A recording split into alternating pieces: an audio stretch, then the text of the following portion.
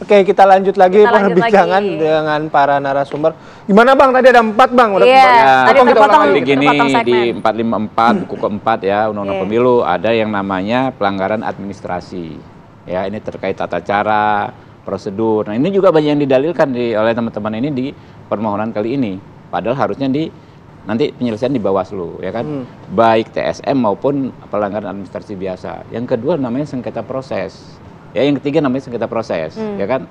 Sengketa proses itu kalau teman-teman pahamin mirip-mirip kayak upaya hukum perdata. Kalau ada yang ingin mempersoalkan memang harus lapor secara administrasi. Bikin memori permohonannya disubmit ke Bawaslu. Tanpa ada permohonan tersebut, maka Bawaslu nggak bisa tiba-tiba menyidangkan dalam konteks sengketa proses, ya kan ya. Baru yang keempat adalah PHPU ini kan terkait dengan hasil penghitungan. Nah, jadi memang udah kita kanalisasi yang 3 ini itu di Bawaslu semua. Baru yang soal hasil ya kan rekapitulasi dan lain sebagainya ya. Ini yang kita proses di MK. Itu desain undang-undang kita. Maka ini kan kalau teman-teman mengatakan Mahkamah Konstitusi penjaga konstitusi, apapun terkait konstitusi segala macam bisa dibahas. Itu kalau terjadi kekosongan hukum. Ini kan tidak terjadi kekosongan hukum. Enggak. Makanya dahulu ketika TSM hadir ya di pilkada, konteks pilkada. Saya tanggapi soal. Karena terjadi kekosongan hukum. Nanti masing-masing akan menanggapi. Tidak diatur. Belum diatur. TSM yang dulu Kota Waringin Barat, ya kan, Bengkulu Selatan, itu nggak diatur di Undang-Undang Pilkada saat itu. Kekosongan hukum MK ambil alih lah. Dia namanya refinding, dia bikin lah, ya kan. Hukum baru di MK. Tapi belajar dari persoalan TSM di berbagai macam pilkada itu, anggota DPR dan pemerintah tahun 2017 bersepakat menyusun semuanya, ya kan ya, dikanalisasi dalam 4 kamar tersebut. Di mana sisa yang terakhir itu yang PHPU adalah yang di MK. Oke, berarti 3-nya di Bawaslu. Kayak salah target berarti salah kamar. Salah kamar. Oke. Kang Pipin dulu. Ya, saya kira ketika MK ini punya jurisprudensi bahwa tidak hanya menyelesaikan sengketa hasil, tapi juga sengketa proses juga terjadi. Banyak beberapa pilkada, hasil pilkadanya, KPUD sudah mengumumkan bahwa yang bersangkutan menang, tetapi MK bisa membatalkan ketika satu ada kecurangan, ada pelanggaran, yang kedua ada persyaratan yang bermasalah. Di NTT misalnya, seorang kepala daerah sudah dimenangkan karena ada syarat dia sebagai calon itu kemudian pelanggaran karena ada double kewarganegaraan, maka KPU waktu itu bahkan sudah melewati waktu. Disinilah saya kira MK paham betul bahwa tidak hanya prosedural, hukum prosedural yang dia pahami, yang selalu tadi disampaikan oleh Bang Habibur Rahman, tetapi beliau juga menjaga demokrasi dan konstitusi, bahwa kapanpun meskipun melewati waktu lebih dari 3 hari waktu itu, tetapi MK memutuskan bahwa yang bersangkutan melakukan pelanggaran dan tidak bisa dilantik sebagai kepala daerah waktu itu. Nah, bagi kami,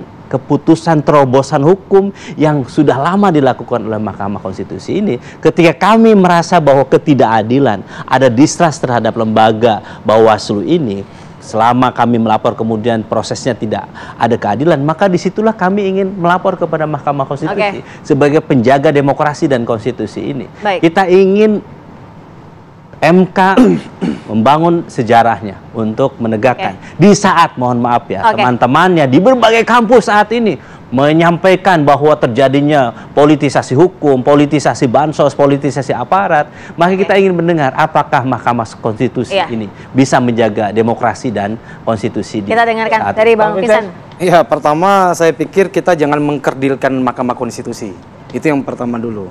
Kenapa saya menyampaikan jangan kita mengkerdilkan? Seakan-akan hakim Mahkamah Konstitusi ini tidak memiliki satu pemikiran yang progresif. Saya pikir tadi seperti yang disampaikan oleh Bang Pipi tadi, ada beberapa jurisprudensi putusan Mahkamah Konstitusi yang memang sangat progresif terhadap putusan tersebut. Nah, hal ini juga yang memang kita uji di dalam permohonan kita, di mana kita meyakini bahwa ada terjadinya kekosongan hukum. Yang tadi dikatakan bahwa tidak ada kekosongan hukum, tapi kita meyakini bahwa ada kekosongan hukum terhadap unsur dari TSM itu. Kalau kita lihat dalam Undang-Undang Nomor 7 Tahun 2017, terstruktur sistematis dan masif itu hanya terbagi dua, yaitu persoalan tata cara, mekanisme, dan soal politik uang. Sedangkan berkaitan dengan nepotisme, sedangkan berkaitan dengan abuse of power, koordinasi terhadap menggerakkan segala sumber daya, ini belum diatur secara spesifik di dalam Undang-Undang Nomor 7 Tahun 2017. Jangan salah bahwa lahirnya Undang-Undang Nomor 7 Tahun 2017 termasuk memasukkan TSM itu kan berdasarkan putusan MK sebelumnya. Namun perlu diperhatikan bahwa setiap pemilu, setiap pilpres itu memiliki kasuistik yang berbeda. Ya. Nah, kami meyakini bahwa Undang-Undang Nomor 7 Tahun 2017 ini belum mencakup, belum luas maknanya terhadap kasus yang terjadi di 2024. Dan memang kita baru kejadian kan bahwa ada presiden lalu anaknya menjadi calon salah satu calon wakil presiden. Ini kan baru kejadian. Belum terjadi dari pemilu ke pemilu sewaktu Indonesia ini merdeka. Dan inilah momen terbaik bagi Mahkamah Konstitusi mengembalikan marwahnya sebagai penjaga demokrasi dan juga penjaga konstitusi. 1 menit Bang. Jadi gradasi komparasinya itu nggak nyambung. Jadi kalau kita membandingkan pilkada, apalagi pilkada sebelum tahun 2017 dengan pemilu, itu dua rezim hukum yang sangat berbeda. Undang-undangnya pun berbeda. Sehingga ketika Mas Pipin sebut berbagai kasus di pilkada lain karena undang-undangnya saja berbeda. Ya kan kemudian ya kan MK sudah tidak memisahkan. 457 jelas setiap pejabat negara yang melakukan kebijakan menguntungkan atau merugikan salah satu paslon itu dipidana. Itu bukan kekosongan hukum. Oke, baik. Sudah jam 8 nih Bapak-bapak ya di pagi hari ini. Menyamakan antara pemilu kada dengan pemilu. Bukan namanya bukan itu. Iya. Baru belakang. Pas banget dari jam 8. Proses di Mahkamah Konstitusi juga masih akan berlangsung sampai 2 minggu ya. Nanti kami akan tetap mengupdate, kami juga tetap akan mengundang bapak-bapak sekalian, kita akan berargumentasi. Lanjutkan dialognya lagi gitu ya di lain waktu ya. Tapi yang untuk sekarang waktunya mohon maaf sudah habis ya. Jadi terima kasih. Kita harus menyaksikan breaking news nih Bang. Kita harus breaking news ya pukul 8 bersama dengan Putri Windasari. Kita akan menghadirkan bagaimana kita sama-sama melihat sidang perdana ya pada pagi hari ini. Oke, dan ini menjadi akhir perjumpaan kita di Apa Kabar Indonesia Pagi. Saya Bayu Andrianto. Saya Sira Safira mewakili kru yang bertugas. Terima kasih. Sampai jumpa.